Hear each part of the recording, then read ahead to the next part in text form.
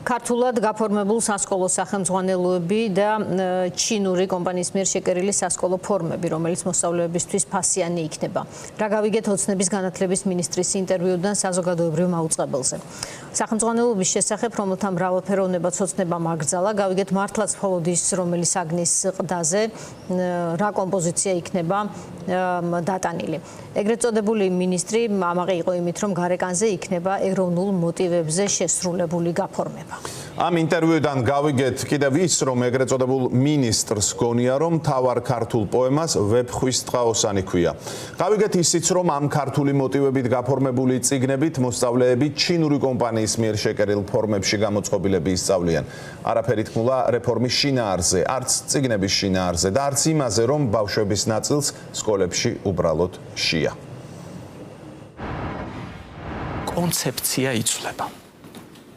ყდებზე იქნება ეროვნული ღირებულებები წარმოჩენილი. ეს განცხადება გივი მიქანაძემ გუშინ საზოგადოებრივი მაუწყებლის ეთერში განათლების დეფორმად შეფასებულ რეფორმებზე საუბრისას გააკეთა. ოცნების განათლების მინისტრს არაფერი უთქვა სასკოლო პროგრამებზე და წიგნების შინაარსზე, სამაგიეროდ დაანონსა, რომ სახელმძღვანელოების ყდებზე ეროვნული ღირებულებების მატარებელი გამოსახულებები დაიტანება არის მიზეზადაც მიქანაძე ტრადიციული ფასეულობების სასწავლო პროცესთან ინტეგრაციას ასახელებს.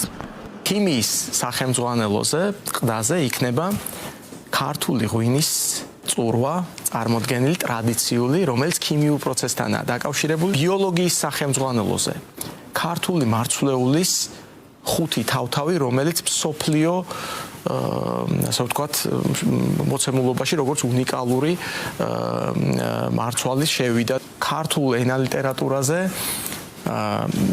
მაქსიმალურად ეს არის იოანე ზოსიმეს წიგნი წარმოდგენილი, ისევე როგორც წარმოდგენილი არის ვეფხვის ტყაოსანი და ასე შემდეგ. ანუ განათლების სფეროს სპეციალისტებისთვის მიქანაძის ეს განცხადება კომიკური და ფარისეულურია. ისინი განმარტავენ, რომ ოცნების გადაწყვეტილებების შემთხვევითი არ არის და ამ ეგრეთ წოდებულ რეფორმებზე საუბრისას იხსენებენ რუსული მართვის მოდელს, რაც გარე მტრების გამოგონებას და მტრებისგან თავის დაცვისთვის იდენტობის გაძლიერებას გულისხმობს. სფეროს სპეციალისტები თანხმდებიან, რომ ივანიშვილის გუნდის მიზანია ქვეყანაში კრიტიკული აზრის ჩახშობა და ოცნების რეფორმაც მათი ძალაუფლების შენარჩუნებას ემსახურება.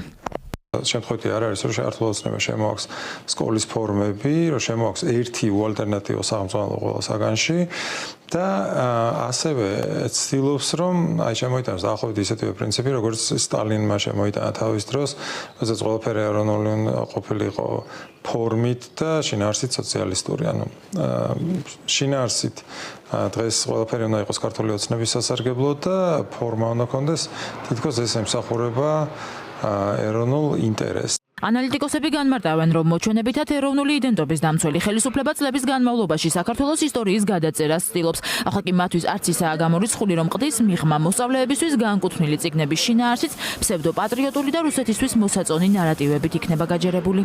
ეს არის იაფფასიანი პოპულიზმი, დამოუკიდებლობა, თავისუფლება, დამოუკიდებლობისთვის საუკუნოვანი ბრძოლა, რუსიფიკაციის წინააღმდეგ ბრძოლა.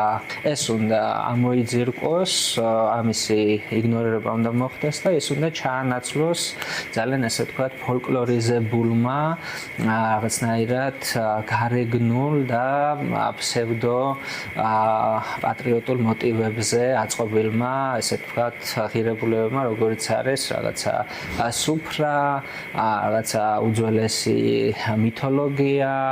ოცნების განათლების მინისტრმა დაანონსა ისიც, რომ სასკოლო ფორმები მოსწავლეებისთვის ფასიანი იქნება. კომპანია კი, რომელთანაც ივანიშვილის გუნდმა ხელშეკრულება გააფორმა, ჩინურია. ამ გადაწყვეტილებას მიქანაძე ხსნის იმით, რომ ტენდერში ქართულმა კომპანიებმა ხელშეკრულების გასაფორმებლად საჭირო დოკუმენტაცია სრულყოფილად ვერ წარმოადგინეს. უახლოეს დღეებში ჩვენ დავადგენთ ფასს, რომელიც იქნება განსაზღვრული როგორც პიჯაკებისთვის, ასევე შარვლებისთვის და ქვედაბოლოებისთვის და მე მინდა პირდაპირ გითხრათ სრული პასუხისმგებლობით, რომ ფასი იქნება რამდენჯერმე იაფი, თუნდაც თუ შევადარებთ კერძო სკოლების იგივე უნიფორმის, ანუ ფორმის ფასთან. ოცნების ეგრეთ წოდებულ განათლების რეფორმებს და ჩინეთთან გაფორმებულ ხელშეკრულებას დღეს საგანგებო ბრიფინგით გამოეხმაურა ლელო ძლიერი საქართველოს ოპოზიციურ პარტიაში ამბობენ რომ ივანიშვილის რეჟიმმა ამ გადაწყვეტილებით საქართველოს მოქალაქეების ეკონომიკურ სიკეთეზე თქვა უარი. ოპონენტები ოცნებას იმ პრობლემების ჩამონათვალს ახსენებენ, რომელიც უკვე წლებია განათლების სისტემაში არსებობს, მათ შორის ყველაზე მწვავე გამოწვევა გაჭირვებაა. მათ გადაწყვიტეს, რომ თურმე რეფორმის საგანი უნდა იყოს ის თუ როგორ ჩაიცვავენ ჩვენი შვილები, რომლის 35%-იც კიდევ ერთხელ ვიმეორებ, ფშივრები არიან მთელი საშკოლო პერიოდის მანძილზე, თურმე რას ჩაიცვავენ სკოლაში, ეს ეკითხება ქართულ ოცნებას და არა ის, რომ ისინი უნდა გამოიკვებონ იქ და შეცვლიან სასკოლო წიგნების ყდებს და რაღაც ეროვნულ სიმბოლიკას დაიტანენ. ანუ ის კი არა დაწერეს შიგნით და უკეთეს ხარისხის იყოს შინაარსი ამ წიგნების, არამედ რა ახატია ყდაზე, ეს არის მნიშვნელოვანი ბიძინა ივანიშვილის რეჟიმისთვის. ოცნების ზოგადი განათლების რეფორმა ასე გამოიყურება ერთი სახელმძღვანელო ყველა სკოლაში, ანუ მომდევნო 2-3 წლის განმავლობაში ეტაპობრივად სკოლის მოსწავლეები ერთი და იგივე განათლების სამინისტროს მიერ დაწერილი წიგნებით ისწავლიან. პედაგოგების შეფასებით ოცნების ხელისუფლების მიერ დაანონსებული რეფორმების ზოგადი განათლების სისტემაში არსებულ არც ერთ გამოწვევას პასუხობს.